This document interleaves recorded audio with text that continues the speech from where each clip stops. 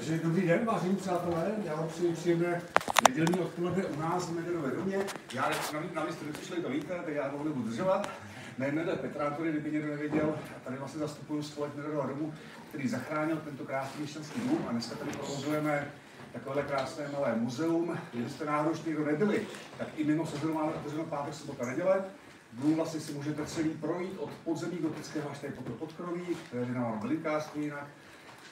Hlavně my máme tady slogan zažít, přijďte zažít Mederův dům. My jsme expozice, kde vás naopak budeme vybízet, abyste si všude sedli, dokonce lehli, vzali všechno do ruky, vzali si kostým, vzali si selfiečko. Tady jsme taková obrácená jako expozice, tam všude jinde vás jako odrazujou, nechoďte za provázek, jo. U nás je to úplně svobodný. A ten dům vlastně nabízí informace o historii té rodiny Mederů, historii místa, historii Žaci. Je to podáno interaktivně, takže to baví malé i velké. No a tady pod kroví už tradičně věnujeme vlastně všemu Maxim. Já jsem moc rád, že nás asi oslovil Tomáš Urbán se svojí cestovatelskou přednáškou, protože nám to krásně jako zapadlo do té zimní dramaturgie. My ty přednášky děláme v zimě, protože na jaře a v létě o to není zájem, to jsou lidi venku, že to je jasný, ale jako v zimě si lidi rádi přijdu poslechnout. Takže tady potom, jak budete odcházet, tak kdyby vás to zajímalo, tak tady si vemte program, že tento měsíc tady třeba ještě máme ještě yoga plánovaná, cvičení se cvičí tady. Bude krásná přednáška aromaterapie, taky tady, tak tady máte informace. A bude tady zajímavá přednáška o novém čínském roku dřevěného hada, protože já v tom moc nejedu, já to nerozumím, ale byl jsem poučen, že 31.1. u Číňanů začíná nový kalendářní rok, nebo tak nějak to je, a je to rok dřevěného hada, tak se tady dozvíte, co to znamená, třeba i pro vás v vašich životech. A pak ještě máme tady košt vína, nebo jako takovou degustaci. Nevím, jestli to není obsazený, ale... A budeme tady 22. budeme ze starého gramofonu, ze starých desek pouštět písničky Osvobozeného divadla. Tak už tak je potom program k dispozici. A já už nebudu zdržovat a poprosím potlesk od pana Urbána. Že to přežil, vrátil se na pěkle. Určitě budu rád, když hlavně budete mít potlesk na konci. Já samozřejmě za sebe vás tady všechny srdečně vítám. Ani nevíte, jakou mi dělá radost, že se vás tady sešlo tolik. A jak pan Antony říkal, přijďte zažít Mederův dům, tak já bych byl rád, kdybyste dneska se mnou zažili moji 3měsíční cestu Vietnamem. A budu rád, když si z toho odnesete aspoň část toho, co já jsem si odnášel, když jsem seděl v letadle a říkal jsem si, tyjo, to bylo hustý. Takže budu rád, když s podobnými pocity budete odcházet vy a hlavně si to užijte podle vás. Jenom začnu ještě rovnou takovýma organizačníma dotazama. Kdo z vás už byl ve Vietnamu? Přihlaste se. 1, 2, 3, 4 lidi. A kdo z vás plánuje jít do Vietnamu? Plánuje jet do Vietnamu? Letět. Znova, jasně. Jasně. Já jenom bych věděl, jak moc si můžu vymýšlet. Dobře, a ještě taková organizační věc. V polovině jsem posledně udělal pauzu. Ohlásím, bude to, když budeme přecházet ze severního Vietnamu do středního Vietnamu. A když zeptám se vás, jak budete to cítit, určitě mám pocit, že je dobrý, aby po nějakých, řekněme, 40 minutách něco takového proběhlo, ale necháme to na demokratickém svobodném hlasování. Takže tak, pojďme do Vietnamu. Kde se vlastně Vietnam nachází a jak to tam vlastně vypadá, se dozvíte později, ale nachází se opravdu, jak by moje zeměpisářka měla radost, tady. A opravdu je to od severního, středního přes jižní Vietnam. A s tím, že tipnul by si někdo, co je tohle za vzdálenost? 11 087 km? Měl by někdo tip? Házejte, střílejte to sem. Od nás. Odsud? Přímo od Žace a kam? Do kterého třeba města nebo do které části? Do Hanoje? Je to přesně tak. Je to přímo vzdálenost Mederova domu od Hanoje. A je to pěší vzdálenost. A 9000 km je cirka vzdálenost přesně letecká. Takže ať máte představu, jak vlastně je Vietnam daleko. A pojďme si říct ještě na úvod přesně nějaké základní atributy toho, co přesně Vietnam v sobě má. Je to opravdu kolem 100 milionů obyvatel, aspoň těch přihlášených, co tam jsou legálně. A hlavním městem je Hanoj, největším městem je Ho Chi Minhovo město, které je vlastně na úplně druhé straně Vietnamu. Vietnam je opravdu dělený celkem do 63 provincií, s tím, že provincií jako takových je tam 58, ale 5 z toho jsou velká města. Tropické a monzunové klima, jazyk samozřejmě vietnamština a vietnamský dong, můžete vidět tamhle. Přinesl jsem sebou celkem 120 000. Tipnul by si někdo nominální hodnotu 120 000 dongů? 20 korun. No, tak byste byli do Vietnamu. Žádná celá 9. Se nedočítá. Ano, je to opravdu 120 korun, necelých 120 korun. Řekněme, že 10 000 vietnamských dongů vychází na nějakých, řekněme, 9,8 koruny, něco takového to je. Takže propíše se to, když jsou z vás najednou milionáři, což se stane velice rychle, stačí si vybrat pár tisíc z bankomatu a najednou máte v kapse 4-5 milionů. Super země. A já už vás vezmu na začátek mé cesty, což byl severní Vietnam, protože sám jsem přiletěl přímo do Hanoje. A tohle všechno mravenčení je, co jsem vlastně já prolez, kde jsem buď cestoval na motorce, nebo jsem to procházel pěšo. A opravdu, jak jsem říkal, tak má cesta začínala v Hanoji. Orientačně jsem opravdu severní část Vietnamu. A vlastně obcházel jsem to především podél čínských hranic, s tím, že potom jsem se vrátil zpátky a už jsem posléze směřoval do středního Vietnamu. Tak, Hanoj. Hanoj je, řekněme, hodně pestrobarevné místo. Místo, kde můžete potkat Lamborghini, ale zároveň většina lidí jezdí na skútru. Místo, kde vidíte rozbouraný barák, ale zároveň zatím jsou obrovský novodobý prakodrapy. Hanoj je taky město, kde je který je odpočinkem, řekněme, nejvýznamnějšího Vietnamce vlastně poslední doby. Je to opravdu strýček Ho, neboli Ho Chi Minh, podle kterého se následně pojmenovalo i Ho Chi Minhovo město, předtím Saigon. A ukážu vám svými slovy, jak já jsem to tehdy komentoval, když jsem přímo na tom místě byl. A prosím, když tak potom vzadu jenom potvrďte, že to slyšíte. Bude to z repráku z počítače, ale naštěstí to je silný. Tohle je asi nejudržovanější místo v celém Hanoji. Je to monument nebo mauzoleum strejdy Ho Chi Minha. To prostě to tady má. Je to krásná budova. Nejspíš úřad vlády, tam to předtím, nejsem si jistý. Tamhle. Opravdu, jak říkám, lifehack na dlouhý život. Tohle je nádherná parafráze k tomu, jakým způsobem vůbec Vietnamci cvičí. Oni jsou vlastně neuvěřitelně aktivní národ. Národ, který je schopný stávat v 5 ráno, jenom kvůli tomu, aby byli dřív na běhání než jejich soused. A stejně tak mají vlastně po celém Vietnamu, i vlastně na těch nejzapadlejších místech, podél silnice, kde není nic, jenom prostě vzdálenost 20 km do nejbližšího města, 20 km do dalšího města, tak takováhle je vzdálenost, kde uprostřed je přesně takovýhle, řekněme, místo na cvičení. A vy to znáte z České republiky taky, je to přesně, když jdete po ulici nebo někde prostě v parčíkách, jsou takový ty cvičící nástroje, jestli víte, co myslím. Přesně jak jsou takový ty posilovací stroje, to tam neskutečně frčí a oni na tom hrozně vtipně cvičejí. Hanoj je taky místo velmi známé ulice, o které dost pravděpodobně spousta z vás už slyšela. Je to Train Street, někdo z vás tam určitě i byl. A Train Street je opravdu hodně turistické místo, hodně světelkující místo a taky místo, kterým projíždí vlak. A projíždí tak, že vy vlastně máte víc, jak řekněme, možná méně než půl metru a už byste se mohli dotknout toho vlaku samotného. Hned vám to názorně ukážu, jak jsem to sám zažil.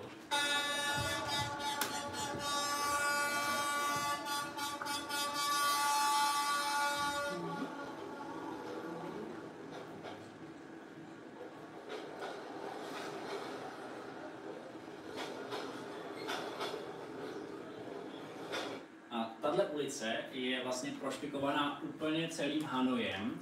A vede opravdu jenom tahle samotná ulice jako taková, co se týče těch krámků a co se týče těch kaváren, tak je dlouhá cirka 4 kilometry.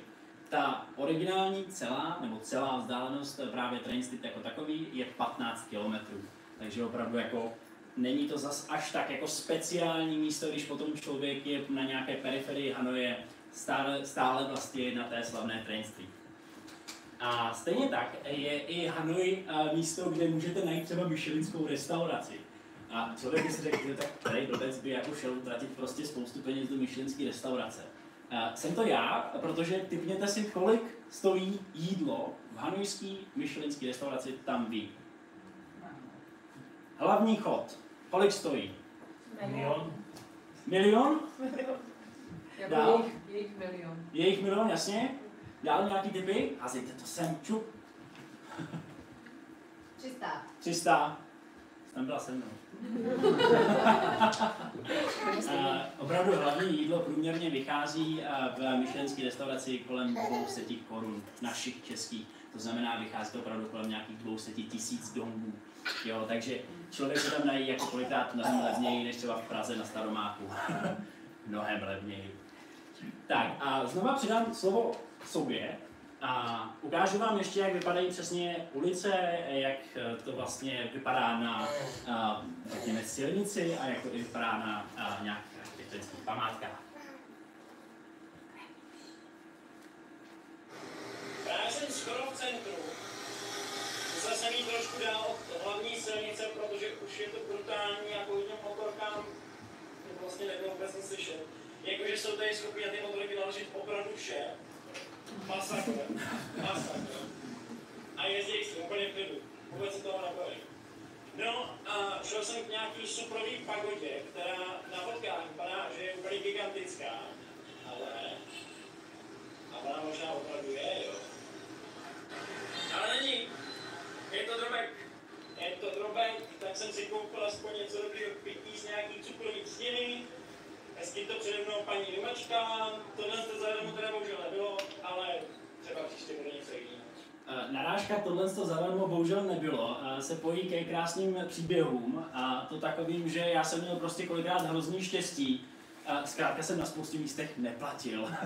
I přesto, že jsem platit měl, tak jsem zkrátka prošel tu kontrolu, protože nikdo přímo nešel ke mně, nikdo se mě nějakým způsobem nezeptal, tak jsem si říkal, že ušetřím 20 korun. A ukážu vám, jak to vypadá na silnici, což byl pro mě ještě větší masakr, než jsem popisoval tady, co se týče toho, co vozí vůbec na skutrech. Tak jo, tady je docela možno. Tohle je už... Jakoby, já se snažím přejít, ale ty vole. No. To si dělá to. Tak, dobrý. Tak to je hustý. To je hustý. To se opravdu jen tak nevidí, jen tak nezažije. Tohle je masakr. Přešel jsem špatně. Musel jsem jít zpátky. A poslední historický video. Právě jsem na vrcholku brány, která tady je vlastně už více jak 13 let, údajně v původním stavu. To nevím. A vedla tato brána do zapovězeného města císaře, což asi má simulovat tohle. A očividně je zapovězený i pro zahradníky, protože to nevypadá úplně hodně. Nicméně je to část historie, kultury a tam mají krásné lampiony, takže já jsem spokojený. Opravdu jejich způsob vyjadřování nebo chování se k historickým památkám rozhodně není jako příklad Mederova domu. A opravdu je to dost tristní, protože spoustukrát přijdete na místo, který je významnou historickou památkou a ta historická památka zkrátka nemá až takovou údržbu, jakou by si sama zasloužila, už jenom samozřejmě kvůli tomu, že to je z části komunistická, nebo z části je to komunistická země.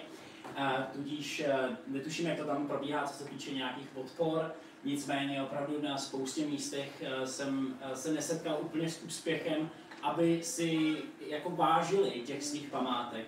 Takže vypadalo to zkrátka, jako kdyby to tam jenom posekali kolem a nechali to ladem. Takže opravdu jako památky to bylo něco, co mě trošku mrzelo, protože jsem hodně na historii. Typnul by si někdo, co je tohle? Tamhle se smějou kluci, co byli ve Vietnamu. Je to opravdu tradiční vietnamský bong, přesně tak. Je to dýmka, která je typická především pro severní část Vietnamu. Opravdu na jižní části už těžko pohledat.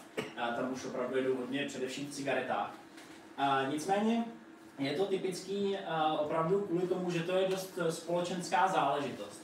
Já jsem se i dostal do situace, když jsem to musel vyzkoušet, aspoň tak to říkám mámě, a musel jsem to vyzkoušet, protože je hrozně nezdvořilé odmítnout cokoliv, co vám Vietnamec nabídne. A vy vlastně v momentě, kdy přijdete do jejich skoro až domu, nebo alespoň před jejich dům, sednete si k jejich stolu, který opravdu je přesně takhle plastový, to je úplně všude, tady to mám i na svém tričku. A oni vám nabídnou čaj, který je samozřejmostí, vlastně ho mají skoro všude zdarma, jenom málo kde za to chtějí nějakým způsobem zaplatit. A nabídnou vám přesně tohle z toho kouření, tak už v ten moment prostě se z toho jen tak nemůžete vykroutit. Dám dobrý tip pro vás, co se tam chcete dostat nebo podívat, a nikdo by vám, nedej bože, bonk nabídnul a řekněte, že máte nějakou nemoc. Opravdu je to nejlepší způsob, jak se z toho vykroutit. Nicméně opravdu, když jsem si z toho jednou potáhnul, tak jsem si připadal, že jsem v jiný dimenzi a že v žádném případě nejsem ve svém těle, takže bylo to úplně šílené. Ale je to důležitá část, která patří rozhodně k tradici a je to pro ně nesmírně, řekněme, společenská věc, která se týká. Tak, důvod, proč asi spousta lidí chce do Vietnamu, nebo byla ve Vietnamu, nebo proč chodí minimálně do vietnamských restaurací, je jídlo. Jídlo je opravdu něco, co je pro Vietnam asi nejvíc typická věc. Už jen kvůli tomu, že spousta významných kuchařů se vydává přesně za tím, aby poznali ty kombinace, které vlastně ve Vietnamu jsou schopný dát dokupy, i přesto, že kdybyste to dělali v kuchyni vy, tak si řeknete, tak to v žádném případě nemůže fungovat. A může, a je to většinou i dost dobrý.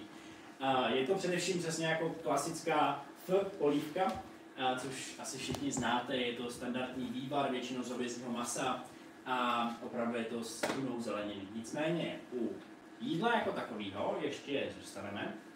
A teď slabší žaludky, prosím, zakryjte si oči. Jí se tam opravdu spousta věcí. A spousta věcí vám naservírují jen tak na ulici, jako třeba pes, který je teda nádherně upečený, ale pořád pes. A neskoušel jsem to, jo. A zajímavý taky je, když přijdete do Vietnamu, do restaurace a řeknete si, no tak si něco objednám. No, jenže tomu meníčku vůbec rozumět nebudete, tak si vytáhnete Google překladač. A taky se vám může stát, že si objednáte vyřazené věci. Nebo že se podíváte na točící se moc pták, a nebo vrabci prolíkající omet. Nebo taky můžete objednat příšeru, ale za mě jako rozhodně nejvíc vyhrával vždycky ušní salátek z banánových květů prasete. Neobjednal jsem si to, ale rozhodně to musí být zajímavá kombinace. A ukážu ještě taky, jak to vypadá, když si nějaký takový bizár objednáte.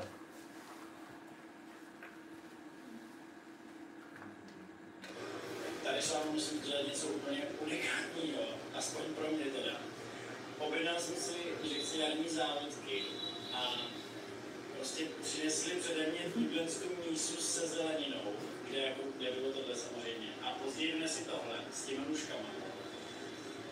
A vlastně, kdybych jako se nezeptal, jakým způsobem to vlastně mám jíst, tak bych vlastně jako nevěděl, že si mám tady z toho a tady z toho smotat vlastně vlastní jarní závětek. Tohle, co jsem nedělal já, to by tady dělal pán z obsluhy. A že prostě si to mám namixovat. Takže udělej si sám. Dokonalý. Všimněte si, že na tom stole je i vysílačka, jo, kdyby se mi udělalo blbě. A jejich vlastně stravovací kultura mě samotného neskutečně bavila. A začnu nejdřív tím, co je úplně vlevo, a je to hotpot. Je to vlastně vývar, do kterého se postupně nahází úplně všechno. Přesně. A třeba syrový maso, nebo přesně nějaká zelenina, houby, vajíčko, všechno se do toho zkrátka dá naházet, chvilinku se počká a je to hotový. A je to ve výborném vývaru, výborný plnohodnotné jídlo, který se samozřejmě nedá sjíst jenom ve dvou. Měli jsme co dělat. Stejně tak potom i grill, který si vlastně můžete objednat a nahážete si na něj právě spoustu syrových věcí, které přesně takhle před vás postaví. Vidíte tady vajíčko, vidíte tady batát, vidíte tady naložený maso. tady spousta hodně zvláštních omáček, které ještě občas mrknou a obecně je to jako super zážitek. A co je za mě asi jako nejlepší zážitek s jídlem jako takovým, tak byl kurz vaření, kde jsme právě jako s přítelkyní byli. A tady jsme vlastně zkoušeli spoustu šíleností, protože vlastně vzali jsme meníčko, kde jsme vybrali opravdu ty nejhorší nebo nejhůře znějící věci. Takže třeba žáby. Žáby jsou tady. Byly výborný. Chutnalo to jak přehonký kuřátko. Tady jsou šneci. Ty byly trošku gumový, ale taky se to dalo. A pak jsme dělali už klasiky, jako jarní závětky, vepřový s ananasem. A tohle už si upřímně nepamatuju, co přesně bylo, ale bylo to sakra dobrý.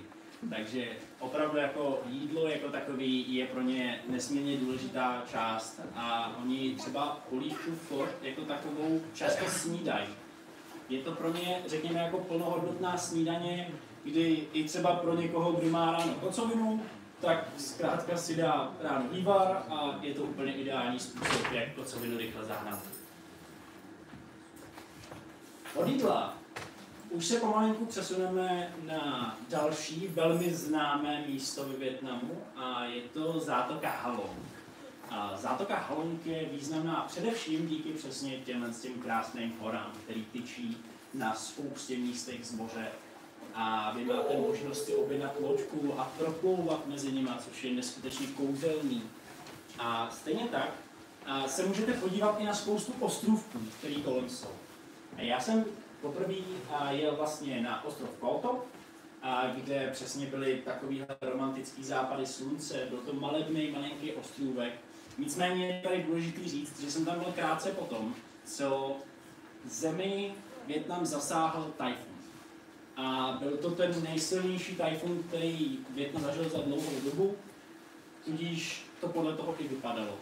A spousta těch míst, které byly normálně turisticky velice populární a krásný, tak přesně vlastně byly devastovaný. Takže tak. A na tom ostrově jsem teda byl s kamarádem, se kterým jsem byl ve Vietnamu celkem 6 dní, jestli si dobře pamatuju. A my jsme oba dva takový trošku střelci a dopadlo to, jak nejlíp mohlo. Před asi hodinkou jsme vyrazili na krásný ostrov Ko Top. A už to tady začíná být zajímavý. Doufám, že ne. Teď už je to naše. Tak, je k tomu třeba něco dodávat? Už jsme právě, nebo našli jsme právě na té pláži vyplavenou kulatou loďku, která je úplně typickým způsobem, jak se Vietnamci dopravují ke svým normálním větším loďkám a často na tom teda i rybaří. A stala se nám společně s tím jedna úžasná situace. Prostě Vietnam. Právě jsme na pláži našli tuhle kulatou loď a kolem prostě šel úplně náhodný týpek, kdy se snažil nás reálně seřvat, jako co mu bude loď. A on prostě zapadl do ruky a začal pádlovat. Takže jsme teď na ostrově Ko Top. Je to naprosto úžasný nádherný dokument. A prostě Vietnam. Není třeba dodávat víc. To byla úžasná situace. Ten týpek opravdu šel po pláži, koukal na nás, začal na nás mávat a v ten moment, jo, dobrý, tak prostě jdeme platit pokutu nebo něco prostě se tady stane, nachytal nás. No, on opravdu takhle si vzal to pádlo od nás, usmál se, skočil do té lodě, takhle se zapřel a začal makat. Takže úžasná situace. A vlastně zůstaneme stále ještě v zátoce Halong.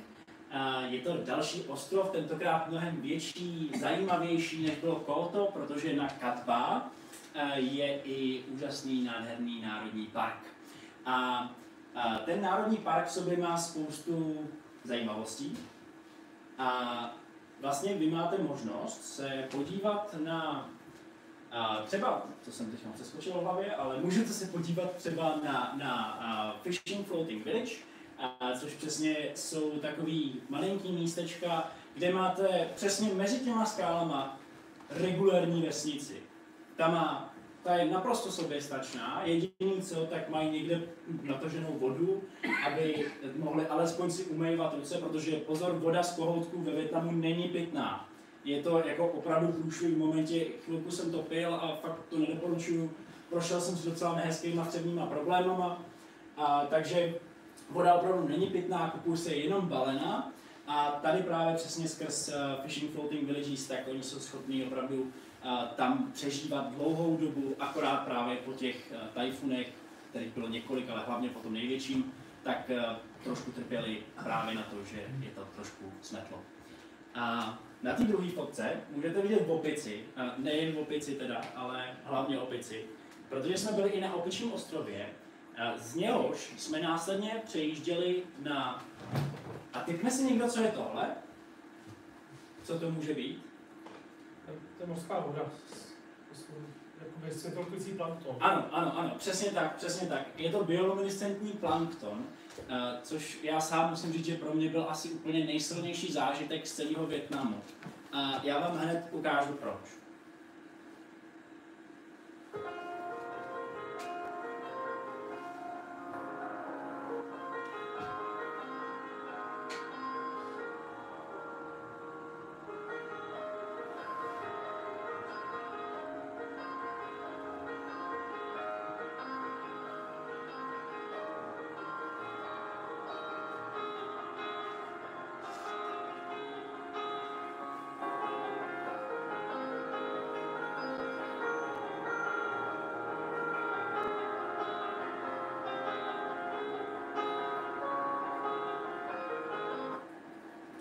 To je přesně ten důvod.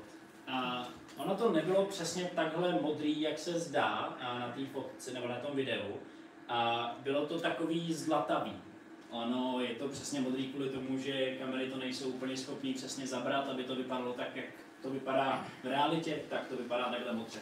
Jo, takže nenechte se zmát, je to opravdu takový zlatavý, světelkující, ale je to nádherný pohled, když takhle vezmete ruku do vody, hrábnete a najednou všude kolem se vám ta ruka třpití. Je to, jak kdybyste čarovali a jak kdybyste byli někde ve světě Harryho Pottera. Úžasný. A pak už vlastně nastává moje dlouhá pěší cesta, když jsem vlastně procházel přesně na kolem čínských hranic, nejdříve do města Langson, které vlastně jako lemuje spousta právě rýžových políček. Takže vy procházíte takovýma úzkýma cestičkama, na kterých normálně běžně jezdí po skútrech. Tam se úplně běžně dopravují přesně mezi těma malinkatýma vesničkama. A taky se tam může stát něco, co doufáte, že se úplně nestane, ale zkrátka na to já mám štěstí. To je přesně to, co doufáte, že se nestane. Prostě pronásleduje mě tady pes, který na mě vrčí. A má jsem měl nějaký problém, očividně. To je něco, čeho se tady fakt bojím. Přestože jsem neuvěřitelný milovník psů, tak tady z nich mám prostě neuvěřitelný respekt. Takže tak. Už si dává docela, no, ne, už asi kilometr. No, se smějete. Já jsem se moc nesmál. Teď už se směju teda taky, už na to jako vzpomínám, ale musím říct, že ve Vietnamu obecně, hlavně v těch odlehlejších částech, kdy už člověk je na venkově, je spousta divokých psů a ty se s váma rozhodně mazlit nebudou. A dokazuje to i další video, který naštěstí jako neteče tam krev, ale trošku jsem se o sebe bál. Musím říct, že tyhle věci opravdu příjemný nejsou, protože jsem docela obklíčený. Ne. Je mazlík číslo 1, na druhé straně je mazlík číslo 2. Takže budu vyndat si něco na obranu, když tak a let's go, no. Vzpomněl jsem si v ten moment na radu kamaráda, který byl se mnou právě na ostrově Kadba, a který přesně říkal, když potkáš čokla, koukej před sebe, vem si radši něco na obranu, ale dělej, že je nevidíš a jenom jdi. Ono to zabralo. I přesto, že jsem měl v ruce kudlu a klacek, tak to opravdu zabralo. A když jsem vlastně putoval po té severní části, tak pro běžní hikery je to dost nepřístupná část. Zkrátka a jednoduše se všude přepravují na motorkách. A proto je třeba si občas vzít i autobus. A to já vřele doporučuju, teda pokud si potřebujete vzít nějaký kinedril nebo něco takového, radši sněste celý platíčko a úplně ideálně si vemte ještě velký pytel, do kterého se třeba dává tráva, něco fakt jako velkýho, protože je to docela o hubu.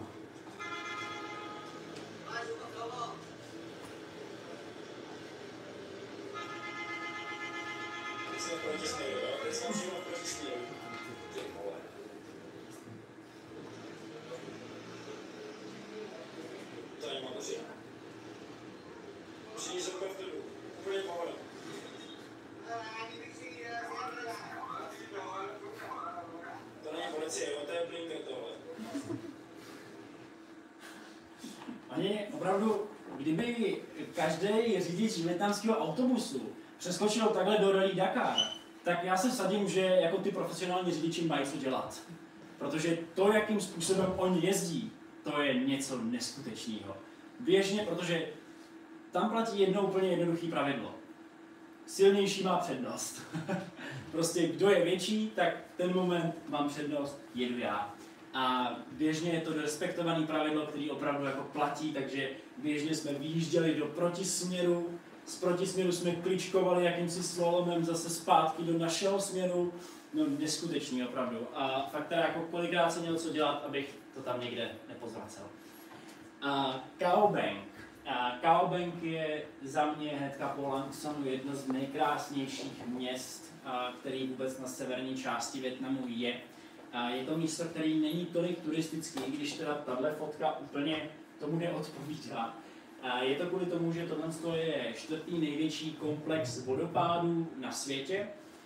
Nechtějte po mně název, fakt to zní, jak kdybych hodil kastrol ze schodů, ale tady na té pravé straně je Čína, to znamená, že na té pravé straně bylo spousta ozbrojených vojáků a v momentě, kdy já jsem si objednal přesně takhle projížďku kolem těch vodopádů, tak jsem zase se musel vrátit na tu vietnamskou část. Zkrátka, opravdu je to velice striktně hlídaný. A to jsou potom další nádherný panoramata, který člověk, když si půjčí skútr, jakože na těch místech už jsem to potom sám dělal, abych toho viděl co nejvíc, tak opravdu stojí za to. Jako třeba tohle. V té hoře je díra. A je to super. Jmenuje se to Eagle Eye Mountain a opravdu je to místo, kam opět přijedete úplně sami. A jenom teda tady je borec, který rybaří. A to je opravdu jako jeden jediný živáček, který tam na tom místě se mnou byl. Jinak opravdu člověk je úplně sám. A je to kouzelný. Hazang. Hazang je zase, řekl bych, to nejslavnější místo, který vlastně má kolem sebe hory. Jenom hory. A přesně vlastně Hazang je něco, kde je to ráj pro skútraře, pro lidi, kteří přesně si půjčí ten skútr a jedou se projet po těch jejich územkých uličkách, těch jejich územkých silničkách.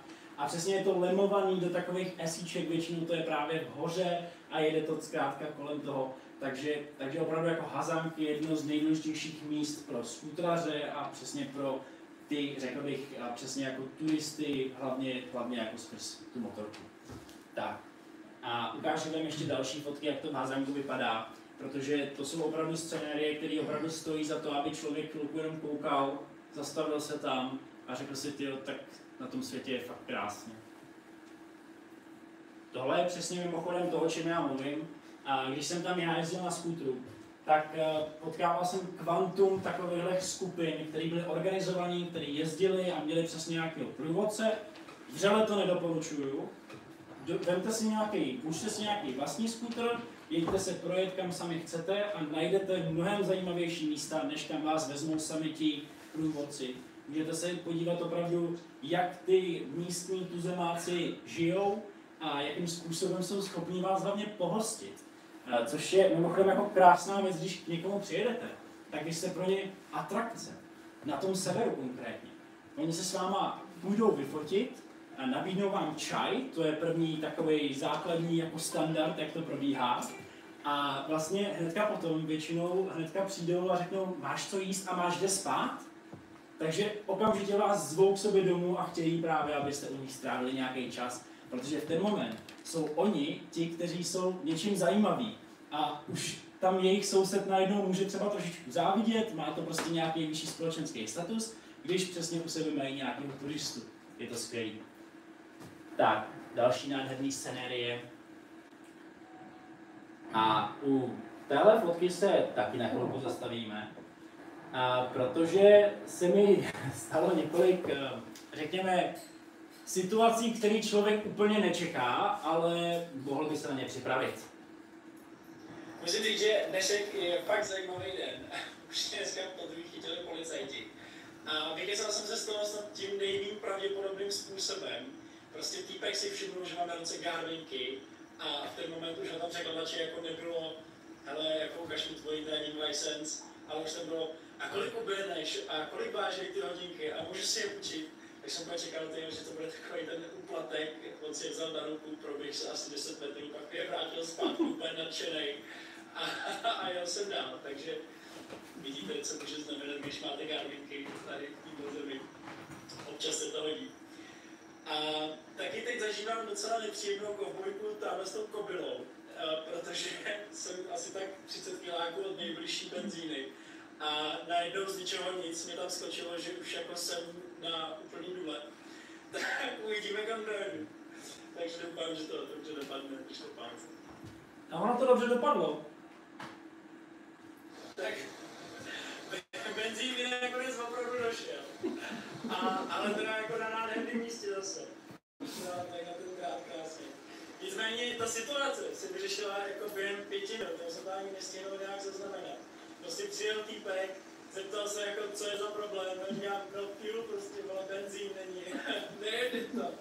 A on zajel tamhle k takovému baráčku, tam vzadu, a vzal tam teď prostě flašku, je vidět, že se na to tady asi nedí, nalil mi to tam a mám prostě najednou zase plnou nádrž, akorát ta moje ručička ukazuje teda jako, no mám pocit, že to prostě funguje podle gravitace, jako ne podle toho, co je nádrží.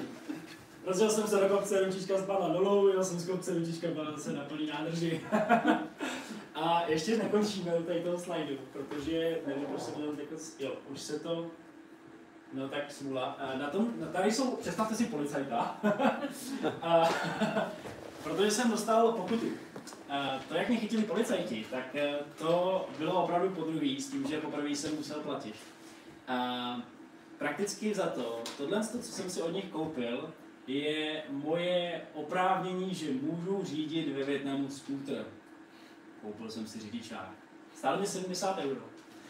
I přesto, že jsem měl mezinárodní řidičák, tak ve Vietnamu je totiž takový jedno nepsané pravidlo, nebo teda psané pravidlo, kecám, kdy vy vlastně můžete skútr řídit jenom v momentě, kdy opravdu jste oprávnění řídit Ačko máte zkrátka. Máte řidičák na Ačko, takhle to řeknu jednoduše. Což já nemám, takže jsem měl Bčko, s tím, že u nás můžete do 125 cm rychlevých řídit automat, to jsem si i půjčoval, no a nachytal jsem se. Takže mě to stálo 70 €, koupil jsem si řidičák a bylo to v pohodě. Všechno se tam dá vyřešit, hlavně když máte peníze. Sapa. Místo, který má obdobu v České republice, konkrétně v Praze, je to jeden z největších marketů, taky vlastněný čínskou vietnamskou komunitou. A je to taky nádherné město, vesničko město, který je v horách. Je konkrétně pod, řekněme, vrchem nebo střechou Indočíny, jak se říká. A to je nejvyšší hora, která tam je. Má asi 3143 metrů a jmenuje se Fansipan. A tam já vás za chvilinku vezmu. Jenom ještě předtím vám řeknu o nejstarší vesnici, která se vůbec v téhle provincii nachází. Je to vesnice Katkat, která opravdu je takovým symbolem autentičností pro přesně, řekněme, takovou typickou vietnamskou minulost. Takže tam vás to vtáhne do minulosti, jakým způsobem ty Vietnamci žili, jakým způsobem pracovali a jak se bavili.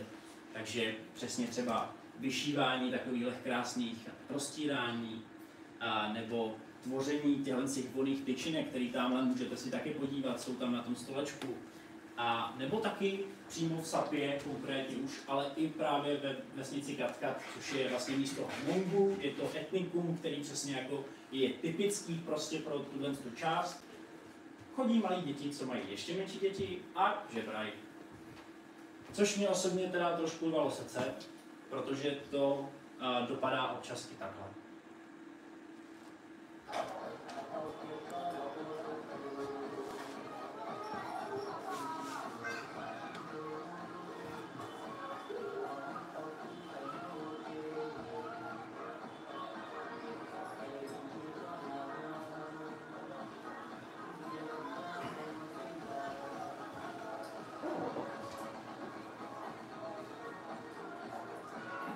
Ono je to roztomilý do momentu, než když jich tam vedle sebe stojí 8.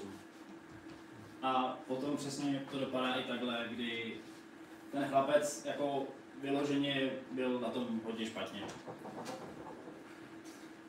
Fancy-Pan, 3143 metrů nad mořem, spousta naprosto dokonalých výhledů, na který byste mohli koukat hodiny a hodiny. A ještě kor v momentě, kdy vidíte, jak se proměňuje to počasí, který vlastně přesně na té čínské straně, což už je tohle, tak takhle se většinou line přesně vlastně k vám a vidíte, jak se to postupně mění, jak to odkrývá jiný a jiný vršky. A stejně tak vlastně je to i místem pro obrovského starého chrámu, kde je to vlastně významný poutní místo pro buddhistický právě, jak se to řekne, ne turisty, ale poutníky, buddhistický poutníky. Tak. A vezmu vás ještě na jedno hodně spirituální místo, kde jsem měl osobně velký štěstí potkat i jednou velice spirituální osobu právě pro buddhistickou komunitu. Je to Baidin Temple. Teď už se přesouváme pomalinku od severní části do té střední části. Už jsme v oblasti Ninh-Binu, což je vlastně pod Hanojí. Už jsme blíž k tomu severu. Je tam jedna z nejvyšších pagod, která se ve Vietnamu nachází, a obrovský chrámový komplex, tam je potom plánek, můžete se taky podívat. A k tomu spirituálnímu člověku, tak sedí přesně tady, zrovna vykládal něco dětem a je to opravdu, řekněme, něco jako Dalaj Lama pro Nepál, tak přesně vlastně ten týpek je vlastně takhle vysoce postavený, většinou tam vítá právě prezidenty různých zemí, vítá tam přesně speciální návštěvy a přesně jako je takovým symbolem buddhistů, když přesně takhle přijdou se modlit. Takže jsem si tam z toho dělal srandu. Pauza? Jste pro to, abychom dali krátkou přestávku, nebo můžeme pokračovat dál? Pokračovat? Tak jo, tak jdeme dál do středního Vietnamu, jsem rád, že vás to baví. Zase krátká mapička. Střední Vietnam pro mě byl hodně rychlej. Vlastně přejel jsem do císařského města Hue, a potom jsem se přemístil do Da Nangu a z Da Nangu už jsem vlastně putoval jenom do Hoi An, což jsou všechno velmi významné místa. Hue jako takový je císařský, doplním víc. Da Nang to je zase významný obchodní centrum a Hoi An to je zase taky obchodní centrum, ale má zachovanou historii a je typický pro takový ty krásný lampionky. Dostaneme se k tomu. Proč je Hue vlastně císařským městem a proč je vlastně ve Středozemí? Je to kvůli tomu, že z Hue pochází jedna významná císařská familie a jsou to Nguyenové. A jsou to Nguyenové, kteří vlastně odtud začali panovat, vlastně postupně dobývali větší a větší území, a vlastně panovali okolo 300 let a postavili si tady svůj obrovský císařský komplex, který se nazýval jako Zakázané město. Zakázané město bylo v čele s tím obrovským honosným palácem, kdy už jsem se těšil, že přesně tam budou takhle třeba vystavené věci, jako jsou tady. Ne, byla tam velká vitrína, v té vitríně bylo pár hrnků a u toho byl popis hrnek. Takže super. A tady vlastně je pohled, jak sám císař Pán koukal vlastně na svoje podaný. Ještě celý ten komplex je obehnaný obrovskýma hradbama. Ale zajímavostí je, že sám císař vlastně on se mohl vídat se svojí manželkou, ale jeho manželka nemohla pravidelně navštěvovat jeho. Měli oddělené části s tím, že manželka bydlela na pravé straně a matka císaře bydlela na levé straně. Takže matka císaře mohla putovat celým areálem, mohla navštěvovat císaře, mohla navštěvovat manželku. Císař mohl putovat celým areálem, ale manželka císaře, ta si musela počkat, až přijde císař nebo paní máma. Takže opravdu jako velice zajímavý, vlastně velice zajímavý způsob, jak se tam vzájemně mezi sebou jako navštěvovali. A já se jim teda upřímně nedivím, protože ten areál je fakt velký a sám bych tam nechtěl takhle jako přecházet zrovna kvůli tomu, že chci vidět svého manžela nebo svou ženu. Goje je taky významné místo, protože všude jsou přesně Gueni jako takový pohřbení. Je tam spousta významných mauzoel, kde jsou právě císaři takto pochovaní a mají neuvěřitelně nádherné hrobky. Takhle to vypadá konkrétně uprostřed téhle z té hrobky, což je císař Tao Man Guyen, a tady to je vlastně hrobka jeho otce. Jo, takže jsou to přesně takové půvabné fotky z momentu, kdy vy vlastně procházíte tou historií a vidíte, jakým způsobem to byly vlastně jako mocní lidé. I přesto, že Tao Ma se dožil asi 28 let. Měli nějakou dědičnou chorobu a většinou umírali na selhání imunity. Jo, měli to právě takto vrozený. Tak, a kolem Hue je i významný vlastně opuštěný zábavní park, vodní park. To všechno si můžete proběhat, můžete tam vylézt nahoru až do té hlavy toho draka. A přišlo mi to jako taková zajímavá věc, která tam taky na vás může čekat. Protože oni, když už něco začne chátrat, a když už to vyloženě začíná být trochu nebezpečný, jak se řeknou, tak uděláme z toho zábavní park a uděláme z toho atrakci a teď tady budeme vybírat vstupný. Takže oni vědí, jak vydělat peníze, rozhodně Vietnamci. Jsou v tom dobří.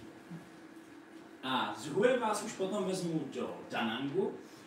To je zase obchodní centrum, jak už vidíte, mrakodrapy, všude to svítí, je to na pobřeží, takže i je to zajímavá turistická destinace, když si tam chtějí jet odpočinout.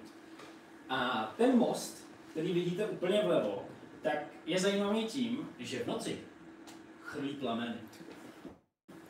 Je to hustý, já jsem to bohužel neviděl. Tohle je stažená fotka. Neviděl jsem to z jednoho konkrétního důvodu, tím důvodem jsou tajfuny. Když jsem tam byl, tak jsem zažil celkem 17 tajfunů, které nějakým způsobem probíhaly kolem pobřeží v Jihočínském moři. A zrovna v momentě, kdy se to mělo konat, já jsem v Da Nangu strávil celkem 2 dny, tak přišel ten tajfun a hasiči to stopli, že ne, je to blbej nápad, stane se z toho obří plamenomet, nebudem to dělat.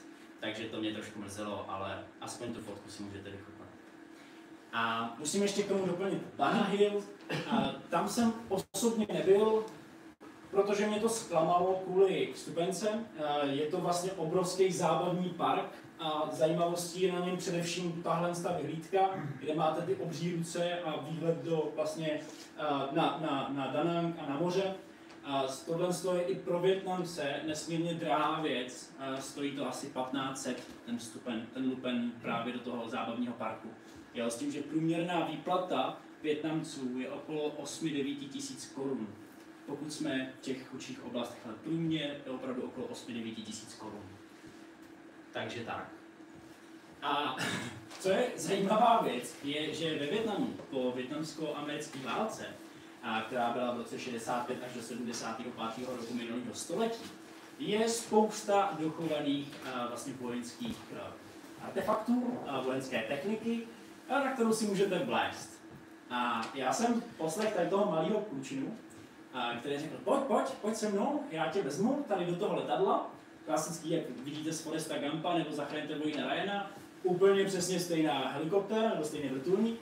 A řekl, tady si stoupni na ten samopal nebo za ten kulomet a zmáčkni to. A říkám, no, tak se mi dělá srandu, že jo, z těch blbosti. No zmáčknu, to opravdu začalo točit. Takže regulárně funkční kulomet, který opravdu jako vypadá v úplně tristním stavu, ale věřím, že kdyby se do toho nějak naládovali náboje, takže by to ještě mohlo fungovat. Takže i to se může stát. A přesouváme se o, řekněme, nějakých 15 kilometrů jižněji do města Hoi An, což je město lampionu, město lásky, město, kde můžete potkat babičku, která vám prodá strašně drahý lampion, ale vy si ji prostě vyfotíte, protože je hrozně roztomilá. Jo, takže Hoi An je opravdu půvabným místem, kde se potkávala kdysi dávno japonská a vietnamská komunita. Bylo to opravdu významný obchodní město už jen kvůli tomu, že to byl přístav. A setkávala se tam právě přesně japonská část, která jezdila obchodovat s Vietnamcema. A ten most byl tomu důkazem, protože oni opravdu vlastně přímo na tom mostě se střetávali a obchodovali, vyjednávali a snažili se přesně usmlouvat co nejlepší ceny. A tohle byl vlastně, řekněme, něco jako takový náboří, kde se shromažďovali a probíhaly tam různý kulturní akce, ať už to bylo, že tam cvičili karate, nebo že tam zpívali, nebo tancovali. Zkrátka jednoduše to využívali opravdu na plný obrátky. A už se přesouváme do poslední části mé výpravy, a to je přesně jižní část Vietnamu. Tam jsem opravdu přejel potom do Nha, z Nha jsem přejel do Dalátu, z Dalátu do Mui a po Mui už mě čekal jenom Saigon nebo Ho Chi Minovo město. A jsme tady vlastně v této spodní části už. Tak. Je to část, kde potkáte spoustu svastik. Není to opravdu myšleno nějak zle, je to významný buddhistický symbol, který značí štěstí a myslím, že ještě pochopení, ale to úplně si nejsem jistý přesně. A je to obecně část, kde jsou obrovský komplexy vykopávek, kde právě přesně jsou staré chrámy, kde byly vlastně, úplně si nepamatuju už to etnikum, který tam přesně takovým způsobem fungovalo. Nicméně je jich tam opravdu spousta a jsou takovým způsobem nádherně, a to ještě vrátím, takovým způsobem nádherně zachovalý. Tak a stejně tak je to místo, kde se opět jezdí Vietnamci, ale už i často Evropani nebo Američani rekreovat. Nha Trang jako takový je opravdu jako přímořská, řekněme taková, teď mi padlo to slovíčko, lokalita na rekreaci, řekněme. Destinace. Ano, přesně destinace, děkuju. No. Z Nha Trangu se přesouváme do druhé Sapy. Je to opět horské město, místo, kde vlastně můžete potkat obrovského Budhu nebo taky spoustu ale japonských stavení. Ale zajímavostí u toho je, že to je jedno z nejmladších měst, které v celém Vietnamu existují. Tohle město bylo vlastně vystavěno na popud konkrétního císaře z dynastie Nguyen, a s tím, že jeden francouzský badatel, když to ještě byla Indočína, tak putoval přesně tou krajinou, poznával to, mapoval to a řekl si, hele, tady by to bylo super, abychom tady postavili rekreační středisko. Tak postavili Dalát a Dalát opravdu je dodnes velmi jako uznávanou lokalitou. A stejně tak je tam spousta míst, které mě teda osobně hodně překvapily. Tohle jako takový je součást celého parku, kde vy vlastně chodíte mezi jednotlivými podobnými sochami a máte možnost se u nich vyfotit. Ale to jako celý. Není to žádná památka, je to vlastně nový, ale vlastně je to typický přesně pro tu kulturu, protože spoustukrát tam chodí Vietnamci, Japonci, Číňani a všichni mají tendenci se u toho vyfotit, jenom aby u toho vypadali krásní. A opravdu to dělají jako ve velkým. Stojí tam fronty. Mui Ne, mně už se jenom líbil ten název jako takový. Blížíme se pomalu k deltě Mekongu, což je největší řeka, která ústí právě pod Saigonem, právě do Jihočínského moře. A stejně tak je pro tu oblast typický, že tam máte spoustu fishing floating villages, opět to, co jsme viděli už u Kadba, nicméně tohle už jsou obrovský komplexy. Jsou to skoro ostrovy lodí, které mezi sebou obchodují a vy máte možnost naskočit tady na tady tu malou lodičku a dojet vlastně až k tomu. A ještě tady zůstanu chvilinku právě u těch lodiček, protože to má krásný historický význam. Tipnul by si někdo, proč jsou kulatý? Věděli byste, proč jsou zrovna kulatý tyhle lodě? Ten důvod vás hrozně pobaví. Je to kvůli daním. Je to kvůli tomu, že když to bylo v rámci Indočíny, tak Francouzi zavedli novou daň na dlouhý lodě, na klasicky vypadající lodě. Tak si Vietnamci řekli, ne, my to obejdeme, my uděláme kulatou loď, na kterou se nebudou stahovat daně. No a protože Francouze bavilo, jak Číňan, jak Vietnamci takhle pádlovali na kulatý lodi, tak si řekli, jo, dobrý, tak to necháme a do té doby to tam zůstalo. Takže opravdu to byl způsob, jak vlastně trošku obejít, nebo trošku, jak obejít daně. Takže tak. A je tam i spousta plouští. Důvod, proč já jsem tam vlastně směřoval, byl přesně kvůli tomu, že jsem v životě do té doby neviděl písečný duny. A říkal jsem si, že ve Vietnamu píseční duny, jako vážně, tak jsem to klubnul pořádně.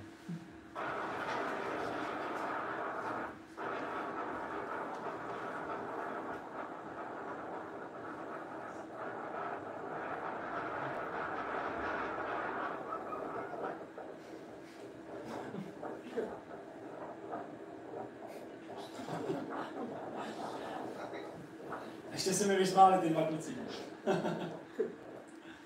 Úžasný. Opravdu jako najdete ve Vietnamu prakticky cokoliv a jenom stačí si něco vymyslet a dost pravděpodobně to tam samo je. A přesouváme se do poslední části, poslední destinace mojí cesty, ze které jsem potom následně letěl zpátky do Prahy. A to je Ho Chi Minovo město. Ho Chi Minovo město je významné především tím, že dříve to byl Saigon a bylo to místo, odkud Američani operovali proti jižnímu, kecám proti severnímu Vietnamu. Takže tohle byla centrála, tohle přímo ne, tohle byl parlament, nebo doteď je parlament.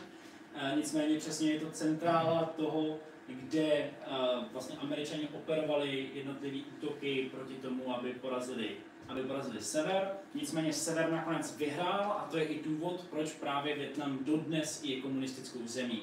Sever byli komunisti, jich byli přesně, nechci říct demokrati, ale bylo to místo, které bylo přesně podporované Amerikou, aby to mohli dále kontrolovat v momentě, kdy vyhrál. Šeredně se Američani divili. A tahle budova je mimochodem taky hrozně zajímavá tím, že v každém tom balkonku je jiná kavárna.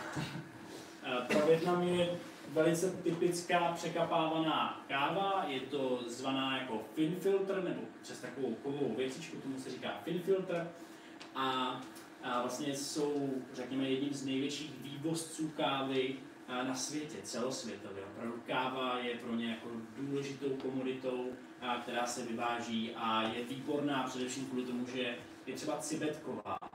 A to možná někteří z vás znáte, jak to papčí cibetka, pak to vykadí a pak se to prodává za spoustu peněz. Tak tam to stojí pár šupů.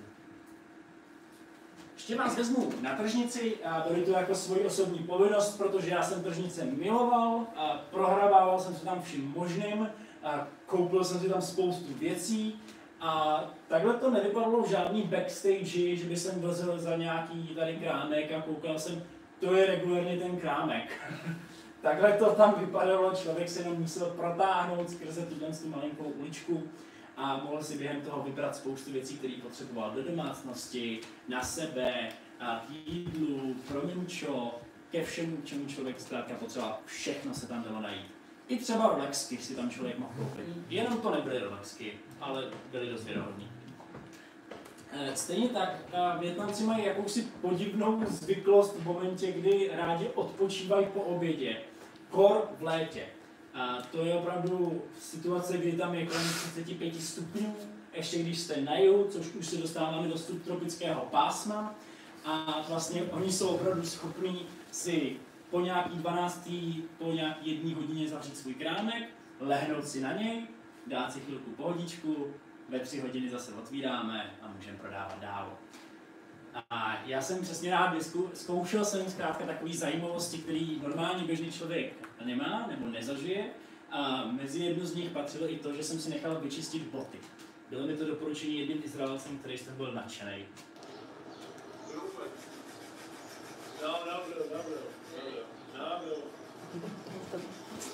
Stejně to tam dal. No extra money. No extra money, just 50. Okay.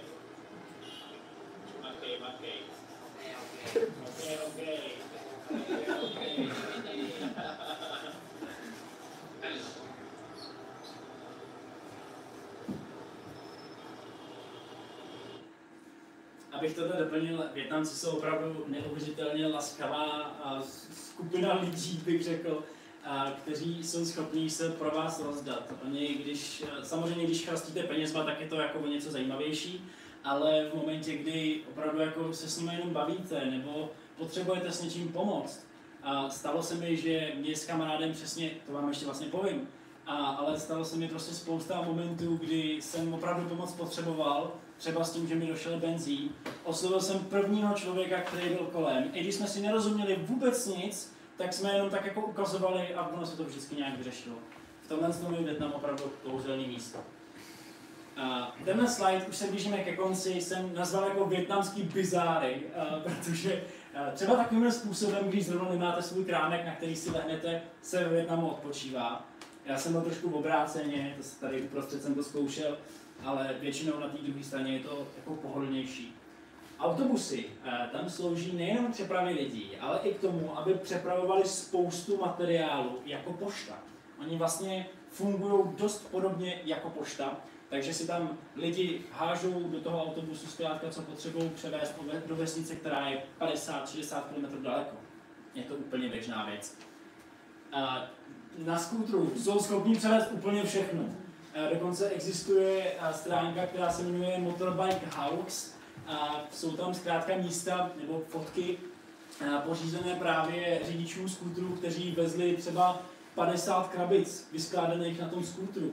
Jo, opravdu jako neuvěřitelné šílenosti. Sami v úvodu jste viděli, že převážel lešení na tom skútru. Stejně tak často pálí peníze, nebo pálí různé další věci, třeba papírový saka, nebo třeba pálí cigarety. Je to kvůli tomu, že se snaží právě svým předkům, ke kterým mají stále obrovskou úctu, dát něco do jejich posmrtného života, aby se měli líp, aby si ten posmrtný život ještě mohli užít. A stejně tak se tam prodává jídlo na ulici, ale nejenom tak, že mají stolek, ale prodává se to zkrátka úplně běžně na zemi. A vyberete tam úplně vše opět. A země obecně ve Vietnamu je dost jako důležitá část a je to kvůli tomu, že tam opravdu dělají úplně vše. Většinou to mají ke svému biznisu, a potom to mají jako parkování na skútry a když to zrovna neslouží k tomu, tak třeba berou síno, že? A další důležitá věc, co patří rozhodně do vietnamských bizárů, je prodej masa. Je to takhle běžně na ulici. S tím, že opravdu máte 30 stupňů, relativně docela jako vedro, jako prase a v ten moment si jdete koupit do takového krámku kus masa, který samozřejmě vyvaříte. Dáte to většinou do nějaký vietnamský polívky, uděláte z toho fóčko, ale samo o sobě to vůbec hezky nevoní. Tohle je alkohol, který je dost silný. A já sám jsem zkoušel zrovna tu variantu se zmíjí. Musím říct, že to je pěkně hnusný, ale neměl jsem halušky potom, viděl jsem pořád to oběma očima, neoslepnul jsem a ani to nebylo nějak jako extrémně jako nechutný, ale prostě to nebylo dobrý. A silný, to je dost. Opět na skútru jsou schopní převést úplně vše, dělají si na tom vlastní biznis. Většinou to vypadá tak, že ráno vyšle manželka muže se skútrem, naloží mu věci, do megafonu mu namluví, co prodává a za kolik to prodává a on jezdí po městě tak dlouho, dokud všechno neprodá.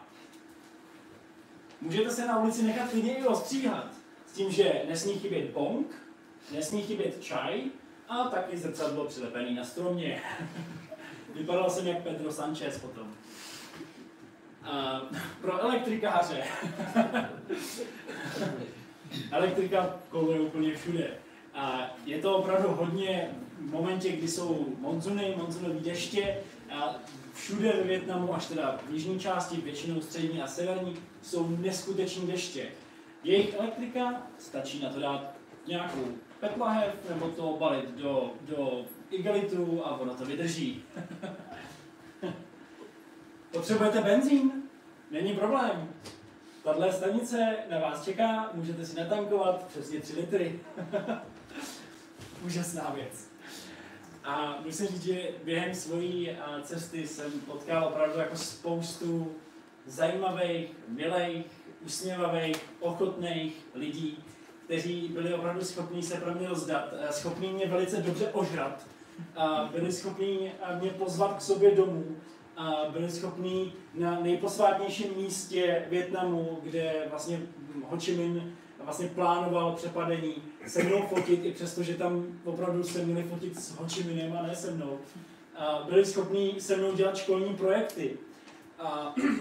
Byli schopní se mnou taky dělat mi tady ty šílený kloboučky. Byli schopní se mnou zasnoubit, což se mi stalo celkem dvakrát, kdy ta první situace, to zasnoubení bylo pro mě mnohem zajímavější, protože jsem jel tím úžasným autobusem a slečna se za mnou poblila a já jsem měl u sebe zrovna igelitový pytlík, protože jsem byl připravený, tak jsem jí ho podal, když jsme vystoupili, řidič to tam začal stříkat takhle hadicí, tak mě někdo začukal na rameno a říkal, seš tady svobodný? A říkám, no jako jsem a hledáš tady ženu? A říkám, no jasně, hledám tady ženu. A oni, no výborně, tak ta si tě chce vzít. A byla to ta, která se poblila. A potkal jsem se i se spoustou jako zajímavých klučinů, kteří mě zvali k sobě domů, to mi dávali právě, jsou to sladkosti, které tam nakoupili. A poznal jsem se vlastně s celou jeho rodinou na tom tržišti, a s tím, že mě každému takhle představoval samotně, pak se mnou museli fotit. Takže opravdu jako Vietnamci jsou kouzelní lidi. A tady jsou ještě dva případy. Tohle je FIFA, můj kamarád právě, který tam se mnou strávil těch 6 dní. A s tím, že tu fotku jsem tam dal záměrně, kvůli přesně tomu, co nás zrovna tady potkalo. Bylo to právě na tom ostrově Koh Toh, kde my jsme scháněli ubytování a většinou přes Booking nebo přes Airbnb nebo Airalo jsme si zamlouvali nějaká ubytování a vždycky, když jsme někam, nebo vždycky, když jsme zrovna na tom ostrově někam přijeli, tak byl hotel zavřený. A vedle byly tyhle dva milí týpkové, mimochodem příslušníci, myslím, že CSG se to jmenuje, což je CSGT, což je jejich místní policie, takže to byly dva poldové. Tak nás pozvali k sobě domů, pozvali nás na čaj a řekli, neodejdete odtud, dokud vám nepomůžeme. Takže nehnete se, dokud já vám nepomůžu. A opravdu vlastně ten malej, co se ke mně tak lísá, tak vzal skútr, odvez nás právě k jinému hotelu, který byl taky zavřený, ale pomohl nám. A tohle druhý, tak to je Ilario, Ital, kterýho jsem potkal právě v Hazard Clubu. Je to italský influencer, který právě projíždí všechny, už 7 let cestuje a vlastně Česká republika byl jeho 3. cíl, Vietnam asi myslím, že 65. a cestuje jenom na Vespě, na který už vlastně k dnešnímu dni najel něco ke 300 000 kilometrů. Takže takovýhle lidi můžete potkat na cestě. A já vám moc děkuju. Mým sdělením by hlavně bylo poznávejte svět, dokud můžete, dokud to jde a dokud ty možnosti máme. A moc vám děkuju za pozornost. Doufám, že jsem vás moc nenudil, že to pro vás bylo zajímavý a že jste si to užili stejně jako já jsem si užil svoje 3 měsíce. Děkuju.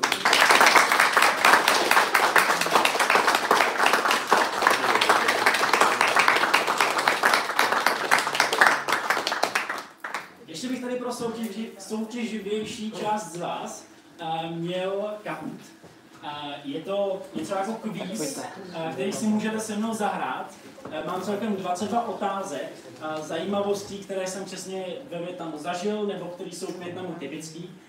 Mám pro první 3 i hmotné ceny, které jsou zajímavé pro Vietnam a dostanete ode mě certifikát. Takže kdo si chcete zahrát, tak bude jedině rád. Počíš mi telefon. Tady ho mám. Děkuji. Já se tady jenom přihlásím. Hned vás navedu, jak se do toho dá přihlásit. Ještě mi ho odemkni, prosím. Stačí napsat do vyhledávače Kahoot, tak jak to vidíte.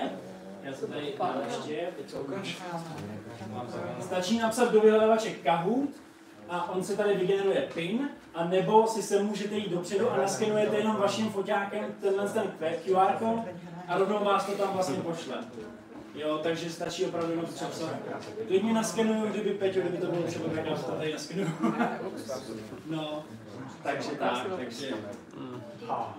Můžeme si pustit tu chvíli, která k tomu je. Jo, nejlepší, veď? Mě to myslí. Kdybyste si někdo potřeboval pomoct, řekněte, rád vás navedu, rád budu asistovat.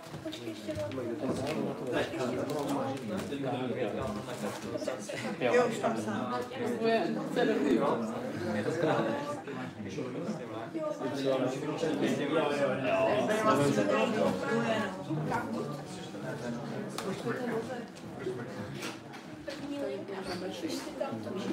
Počkej, to si nemusím. Aha, já slyším to teď?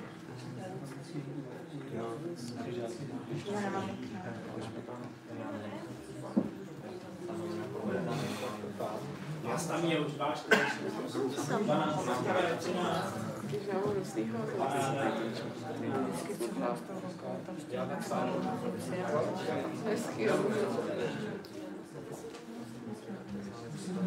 Mě ty brýle, co? A to bylo kručí.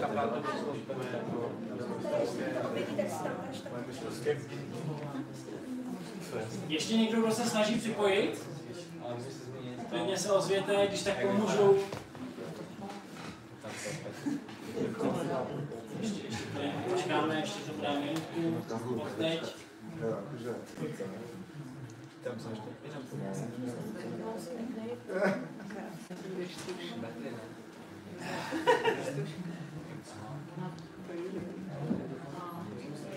Tak, ještě někdo? Nebo můžu startovat? Můžu startovat? Jo? Míšo, Jo, jsem bral.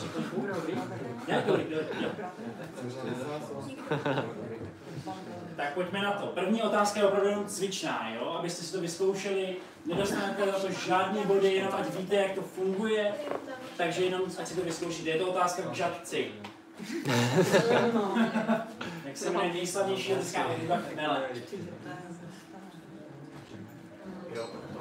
Je důležitý zmínit, že jde i o čas.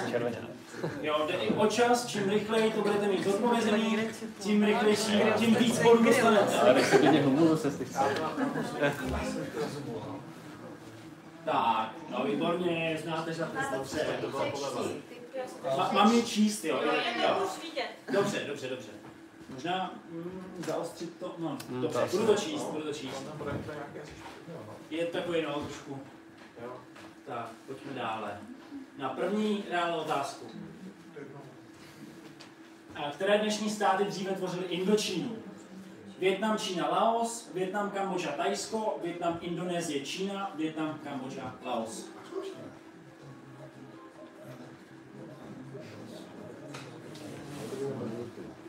Já jsem dal červený, jo?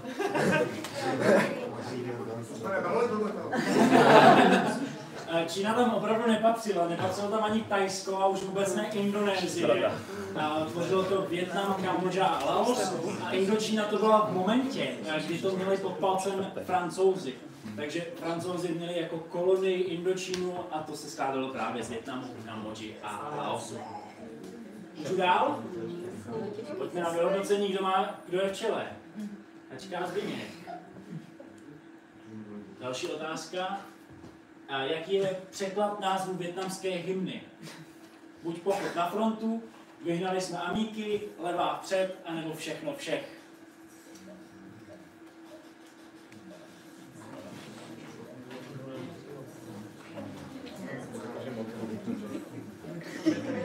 Je to opravdu pochod na frontu. Opravdu překladem vietnamské hymny je pochod na frontu. Pojďme dále.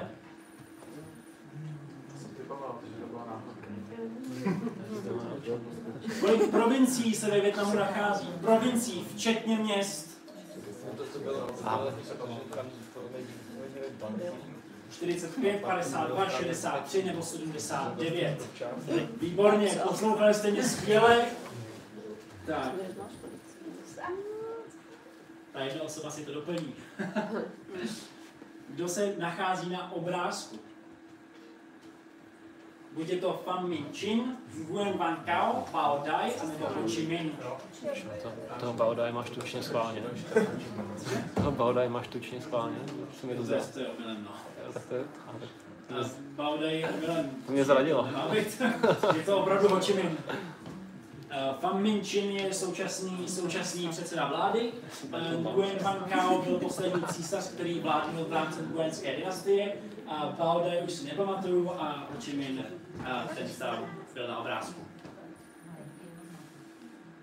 Tak, 6. otázka. Jaké ovoce roste na tomto keři? Které ovoce, je to buď opuncie, liči, dragon fruit nebo punkvat? Paladin v Kauflandu to mají za 82 korun. Já jsem dal korunu.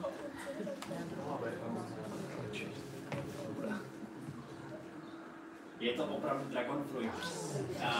Dragon fruit má podobných opuncí, je to opět kaktus, hodně to píchá, ale opravdu na tom rostou krásné, velké, zeleno-růžovo-fialové plody, které jsou sladonký a dělají se z toho často limonády, nebo se to přidává i do různých pochutin.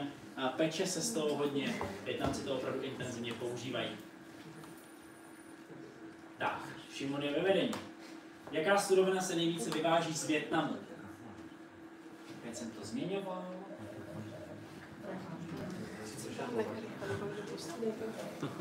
Je to opravdu káva, výborně. Kdo jste typoval čaj nebo rýži, není to vůbec špatný tip. Opravdu jsou to další dvě významné komunity, které se z Vietnamu vyvážely. Nicméně čaj je typický jenom pro severní část a rýže je sice typická taky pro severní část, ale káva jako taková se pěstuje napříč celým Vietnamem. Jo, a cibetky to kadí všude prostě. Tak, pojďme dále. Jakou rychlostí jede vlak po Train Street v Hanoji? Buď je to 10 km, 65 km, 30 km nebo 45 km.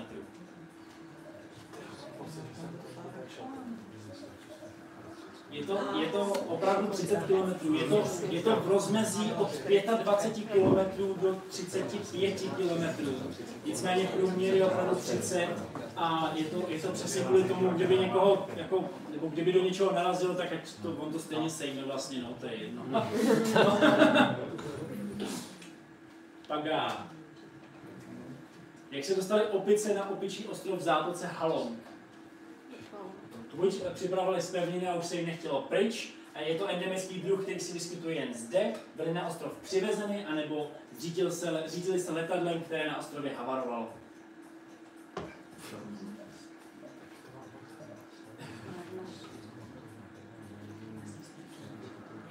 Výborně, to je nás opravdu přivezený.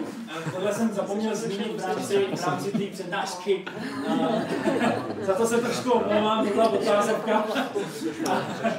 Byly opravdu na ostrov přivezeny, pojí se k tomu spousta krásných legend. A opravdu je tam vyloženě opičí ostrov, který obnáší jenom tyhle typické opice, které jsou mimochodem dost agresivní. A říká se, že přesně buď připlavali, ale samozřejmě logický z toho, nejlogičtější z toho je, že na ostrov byly přivezeny. Jo, takže si jich někdo prostě chtěl zbavit. Proč mají ve Vietnamu kulaté lodě? A buď je to ze srandy, líbí se jim, když na nich jezdí a mají z toho srandu, buď daňové úniky, nejsou klasifikované jako lodě, takže nepodléhají zdanění. Není to známo, doposud nikdo neví proč, ale už je to součást kultury, anebo praktičnost. Ale byli jste rychlejší, než jsem to dočetl, jsem rád, že jste mě poslouchali. Kvíz, jaká je průměrná délka dožití ve Vietnamu? To je náhodou docela zajímavá věc, je to přibližně 65,2, 73,7, 59,8 nebo 85,2.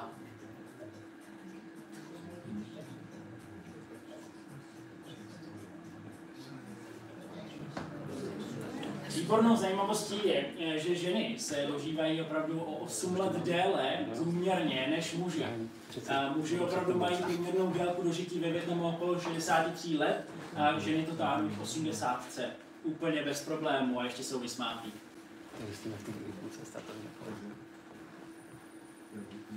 Tak, pojďme dále.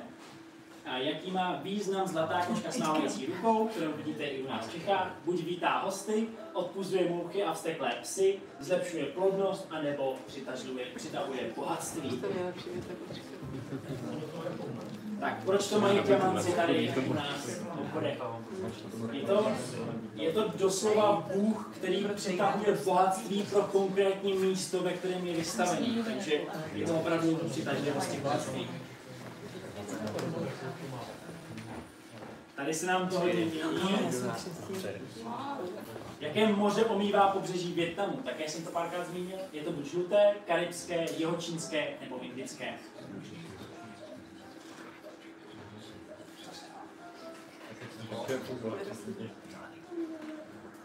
Výborně, je to opravdu Jihočínské moře. Kompletně celý Vietnam omývá pouze a jenom Jihočínské moře. 14. otázka.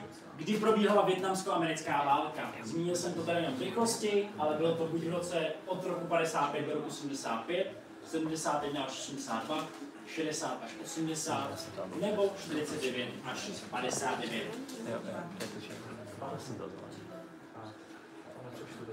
Bylo to opravdu 20 let dlouhotrvající konflikt od roku 55 do roku 75, který byl opravdu velice brutální a musím říct, že když jsem byl v muzeu války, tak se mi z toho opravdu jako dělalo zle.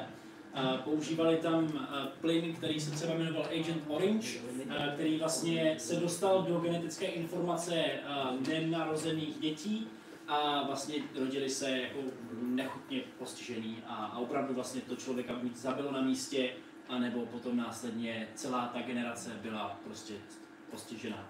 Jo. Takže fakt to byly nechutné zvěrstva, co tam především Američani dělali. Používali tam třeba gilotínu. Proč Vietnamci mají dlouhé nehty? To jsem nezmínil, ale vy jste chytrý. Je to buď symbol štěstí, statusu, lépe se s tím sklízí rýže, a nebo je to symbol zdraví.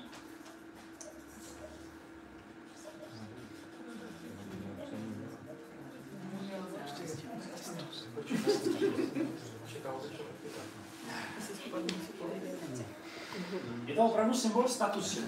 Typnul by si někdo z vás, proč zrovna dlouhé nechty symbol statusu, když je to blbost? Proč? Prosím? Asi vím pracuji, když mám Přesně tak, výborně. Je to opravdu kvůli tomu, aby dokázali, že nepracují rukama. Takže nemají, i když mají strašně špinavý nechty, tak chtějí ukázat, že nepracují rukama a proto si nechávají narůst dlouhé nechty. Takže to je ten důvod. A opravdu spoustukrát to mají, nebo mají to opravdu velkým. Hlavně chlapy teda. Hlavně chlapy. Tak, proč Vietnamci pálí peníze? Co konkrétně to symbolizuje? Společenský status, chtějí ukázat, že na to mají. Mají tak vysokou inflaci, že drobnými mohou topit, peníze nepálí, anebo poskytují prostředky předkům v posmrtném životě. Výborně, přesně tak, odvodilo si to úplně správně. A ještě uvidíte oltář, který mají v každém domově, ať už jsou křesťansky založení, nebo jsou buddhisticky založení, anebo jsou nevěřící. Všichni mají doma oltář, který vlastně je odkázaný pro jejich předky a vy ještě určitě budete mít příležitost tipnout proč. Tak, a jak se jmenuje měna používaná ve Vietnamu? Záchytná otázka. Ringgit, dong, pong, anebo baht. To jsou debilní nácnice. Je to opravdu dong. A dong můžete si prohlídnout tamhle 120 000 ještě potom, až budete odcházet. Tak, pojďme dále. A jaké procento obyvatel Vietnamu se hlásí k buddhismu? 14,9, 45, 83,4 a nebo 5,2. Napovím, hodně mě to překvapilo. Je to dost málo. Je to 14,9. Vietnam je vlastně z velké části křesťansky orientovaná země. Mají vlastně kolem 7-8% křesťanské komunity. A i přesto, že tam mají spoustu chrámů, spoustu pagod, spoustu klášterů, tak už zkrátka víra jako taková tam není zas až tak populární. Mají tam spíš kult karmy, takže oni věří v karmu a proto vlastně se chovají slušně k jiným lidem. A je tam, narazil jsem dokonce několikrát na obrovskou tabuli, kde bylo napsáno, že když uděláš tohle, tak v posmrtném životě, nebo potom, až se znova narodíš, tak tvoje děti prostě budou takový a makový. Jo, vždycky vlastně měli nějaký důvod k tomu, co vlastně se stane v momentě, kdy budou se chovat třeba špatně, nebo když se budou chovat dobře, tak se budou mít ještě líp potom v dalším životě. Takže opravdu věří především v karmu. A buddhistů tam je opravdu ze 100 milionů jenom 14,9%. Tak. Jak se jmenuje památková oblast UNESCO, která obsahuje jeskyni Song Dong, největší jeskyni světa? Tak, buď je to Halong Bay, Tam Kok, Bangkok, anebo Phong Nha. Tohle taky jsem měl zmínit. No, tak snad to moc nezamíchá poradím. Tak to jsi měl zmínit teda. To jsem trošku čekal, to se omlouvám. Phong Nha je pro představu jeskyně tak velká, že by bez problémů skrz ní prolítnul Boeing. Jo, opravdu je to jeskyně, která má vlastní ekosystém, má vlastní fotosyntézu, má vlastní mraky, má vlastní vodopád, vlastní řeku. Je to něco neskutečného, takže jeskyně Phong Nha na severu Vietnamu. Tak, jak se jmenuje město, které bylo stovky let sídlem císařů? Buď je to Hanoi, Hue, Da nebo Hoi An.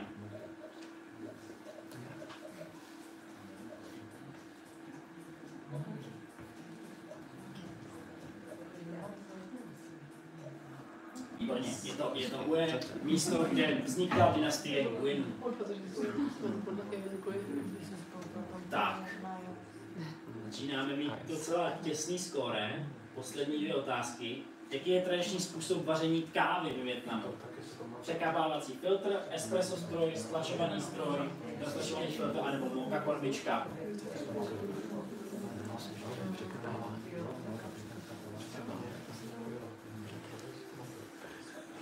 Nazval jsem to také Fin filtrem, originální název, který přesně se používá ve Vietnamu. Jeden jsem si přivez domů a je to sranda.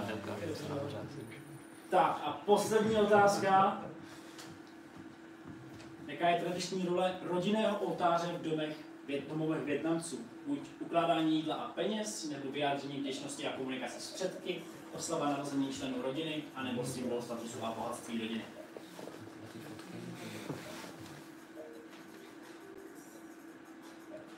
Je to přesně tak. Je to vyjádření vděčnosti a komunikace s předky.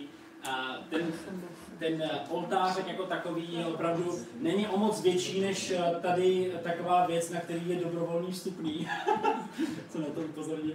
A je to opravdu taková malá zkrátka, řekněme svatýnka, kam ukládají především alkohol a cigarety.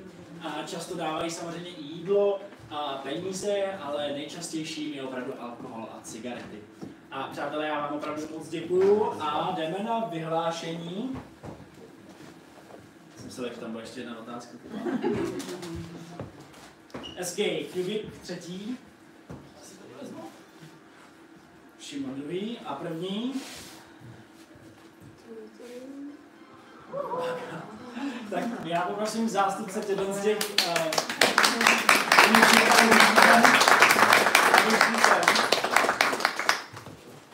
jenom budu potřebovat, abyste si představili minimálně, kdo je Paga a Kubik. Předpokládám, že Paga. Já jsem to tři. Kubik. Tak moc gratuluju. Mám tady jedno takové instantní fočko.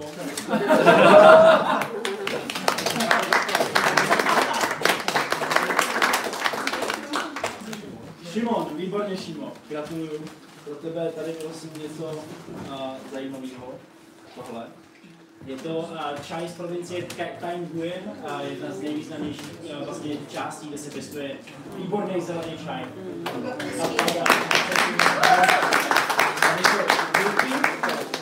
Tady je ještě čaj, ráno se stalo. Já děkuji. A ještě potom každý z vás máte certifikát. Nebo každý z prvních tří, takhle to špatně nevyzní. Takže potom jenom poprosím ještě jména a vám všem moc děkuju, bylo to úžasný a já jsem si to moc užil s váma. Doufám, že i vy. Hezky.